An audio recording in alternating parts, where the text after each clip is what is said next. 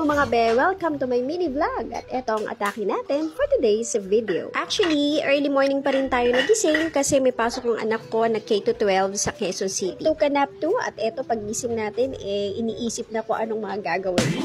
Just in time dumating na itong order natin sa TikTok. Naku, talagang iba na talagang panahon ngayon, no? Ang sampayan ay nabibili na rin online. Oo mga be, tama ang inyong dinig. Sampayan nga ito. Ang ganda ng review at thousands of sold din yung nakita ko kaya I wanna try it. Almost 2 weeks na nag-uulan at kailangan talaga natin ng sampayan. Itong nabili ko ay 10 meters kaya mahaba-haba ito mga be. Kung makikita nyo ay may mga spacing dyan yung ilalagay yung kawit ng inyong mga hangers. Kaya ano pang hinihintay natin, samahan nyo ako magkabit nito. Ewan ko kung paano. Shoot, mga be, eto na naman yung struggle natin. Hindi na naman natin abot yung mga pagkakabitan natin kaya naman kailangan kong gumamit ng stool. What? Kung nakikita nyo naman, 3 patong yan, day.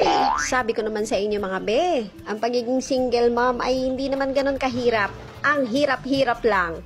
Kaya kayo mga single mom out there, huwag kayo mapanghihinaan ng loob kasi magagawa naman ng paraan yan. In fairness mga be, nangatog ako dito.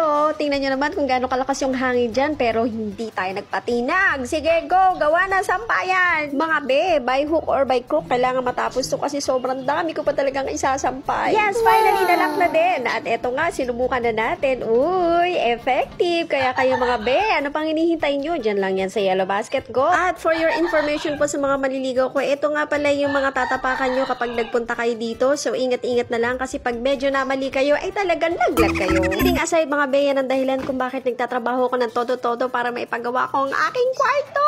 Mga be, ito na nga yung sinasabi ko sa inyo na hindi pa talaga ako tapos at marami pa akong isasampay. For sure, itong 3 basket na ating binanlawan ay kakayanin ang ginawa nating sampayan. Ito yung isa sa pinaka-the best na workout ko. At syempre, multitasking tayo be. Luto na ang ating munggo na niluto sa buto-buto.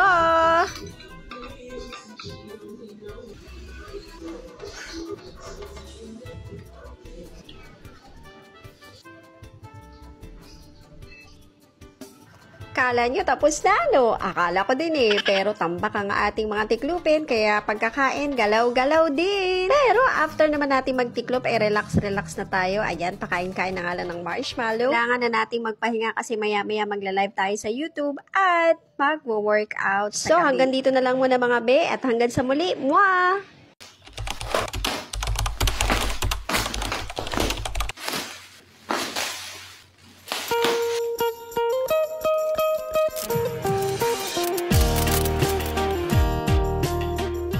Welcome to my mini vlog at ito ang atake natin for today's video. At dahil day off nga ng single mom na ito, inumpisahan ko na ang araw ko sa pag-unboxing ng sturdy clear shoe storage organizer. There's also stackable boxes of foldable shoe rack, container, plastic, cabinet, box. Wow! So, syempre mga be, kasama sa paglilinis ang kalat na mga sapatos. Buti sana kung isa lang yan. Pero magkaparis yan. So, pag nagkalat-kalit yan, mahihirapan kang hanapin. So, ang tendency, puro nakita mo ang isang sapatos ko, nakita mo yung isang pares ng sapatos ko. Mga be, pinakita ko rin dito kung paano ko inassemble. So, pinakita ko dyan kung paano ko inassemble ang shoe rack na to kasi baka malito ang iba. Actually, naka-order na ako ng 4 last time and satisfied customer. And since para sa akin is recommended, so, binigay ko na rin ng bonus ng tutorial kung paano to assemble. Again, sa mga single moms and moms na tight ang budget, this is really recommended kasi wala pang 50 pesos isa to. Hindi pa nga siya umabot ng 40 pesos. At reminder naman mga be, syempre hindi naman to pwedeng lagyan ng mga mabibigat tulad ng mga boots at sobrang lalaking mga shoes. Ang kagandahan lang din sa product na to ay plastic at makapal. So kahit na maanggihan siya or mabasa, definitely hindi mababasa ang loob. Last time I ordered 4 and I ordered 4 blacks and 4 whites again. Alam nyo naman ang Benyo, mahilig sa black pero ganda ng combination ng black and white para sa aking mga teenagers. At dahil nga nabuo na ang boxes natin, dito naman pinakita ko kung paano naman sila pinagsama-sama. Mas lalo nga silang tumibay kasi nga pwede silang magkapatong-patong at magkadikit-dikit lahat silang dosing boxes. You can see, meron ding mga locked. So, dyan pinakita ko kung paano nyo ilalak itong mga box natin each. The more na malapit ako matapos, the more ako na-excite sa result. Kaya mga be, damay-damay na to. Kung gusto nyo maranasan yung ganitong sturdy storage box, Why not chocolate? Nandyan lang yan sa yellow basket. Oh, wow. Diba? Matibay din. At eto na nga, napagsama-sama ko na sila lahat at makikita nyo kung paano ko ginawa yan. Oh, diba? So cute. At dahil nga natapos na nating assemblein to at eto naman yung purpose natin ay ma-organize ang ating mga shoes at eto na nga siya mga be. Kahit na nga ang bahay ko ay barong-barong ay mapapawaw ka talaga. So, paano ba yan mga be? Eto na ang aking next task. Labadami! Thank you so much for watching. Mwah!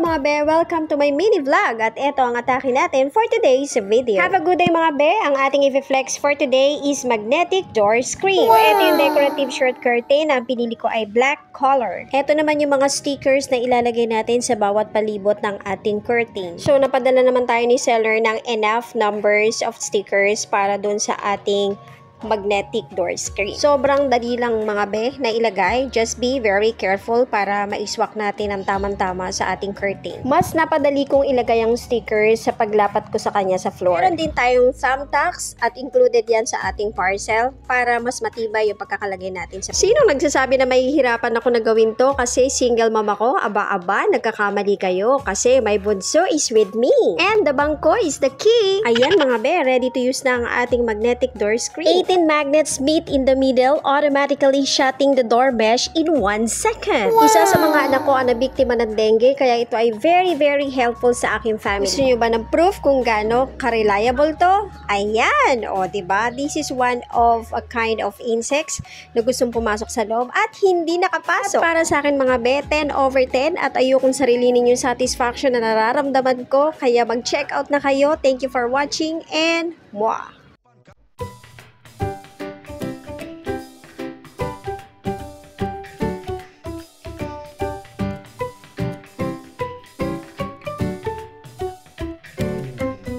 Hello mga besh! Shoutout sa inyo sa mga nakalakihan na maglagay ng bigas sa lalagyan ng biscuit. Hindi naman natin isi-set aside yan. I-flex ko lang sa inyo itong bigas na nabili ko.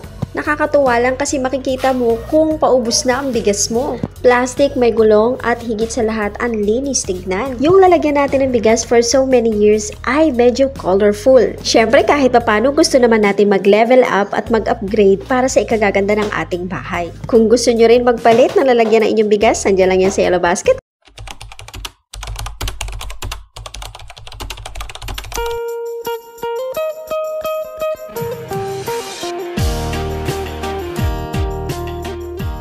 Hello mga be! Welcome to my mini vlog at ito ang atake natin for today's video. Flex ko nga pala itong dirty clothes basket na nabili ko dito online. Wow! Ayun o, meron double handle design. Hindi mo aakalain mga be na large storage capacity siya. Nakita nyo naman. Ang laki at ang daming mailalagay dyan. Mga pagpipilian na colors ang pinili ko ay gray for my son and pink for my daughter. Dahil nasa right age na rin sila para labhan ang sariling damit nila, kailangan na rin nilang i-segregate ang kanilang mga damit kasi mga dalaga at binata na. Thank you talaga for this na nakakita ako ng ganito kasi very handy at pwedeng mabitbit kapag ka maglalaban na. Isa rin sa nakakatuwa na nakita ko dito is yung print niyang wash day. The weather is good, wash day. My 180 liter capacity, 100 liter and 75 liter. Ako ang binili ko talaga yung pinakamalaki. At mga be, isa sa mga magugustuhan natin ay pwede siyang i-lock. Syempre, maruruming damit na yan, ayaw natin na maaamoy natin yan. So sa presyo naman, mura pero hindi ka mapapamura. Syempre, hindi tayo selfish at para hindi ka na mahirapan hanapin yan, syempre nasa yelong basket ko lang yan.